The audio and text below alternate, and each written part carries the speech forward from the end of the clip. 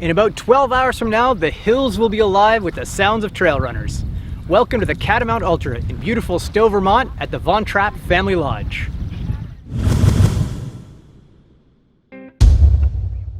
In case you're wondering, yes, it is that Von Trapp family. And what an idyllic place to host a race, as explained by director Will Robbins. The start finish with these views are hard to beat, and you'll see in the morning sunrise coming up. This is a beautiful spot to be, and finishing here after a long run, you'll see it's a beautiful spot to be in. The 50K race got underway promptly at 7 a.m., with the 25-kilometer option starting an hour and a half later at 8:30. As you could see, when we started, the skies were already blue and it was very sunny, but the temperatures weren't too bad. Overall, the course consists of two 25-kilometer loops, which are run entirely on private trails, which are very runnable. So far, it's been a great course. Almost all the trails are double-track forest trails, cross-country ski, lots of room to pass, not too technical, easy to just keep running smoothly. Speaking of runnability, you're probably wondering about the elevation of the course. Well, as you can see, it's split into 3 legs, with the first leg featuring the longest climb, and then leg 2 featuring a predominantly downhill run before you get to Aid Station 2 and the third leg, which is a rolling section. Trails, as I mentioned, were all on private land, and at every crossing of roads you had volunteers ready and willing to point you in the right direction. Before I knew it, I was climbing the short hill up to Aid Station number 2. So Aid Station number 2 on loop number 1. The sun is out, it's feeling pretty hot.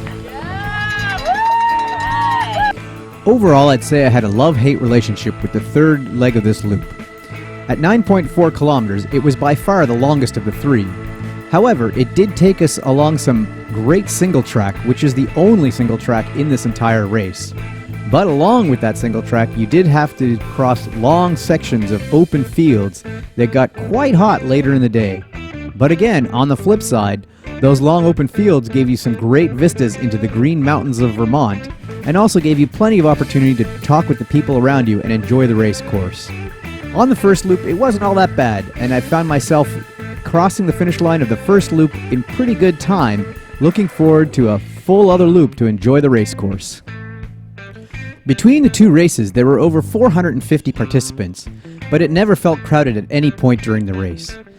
On the second loop, things got pretty hot, and it was great to arrive at these aid stations, which were fully stocked with food and drink and fresh watermelon to keep us going.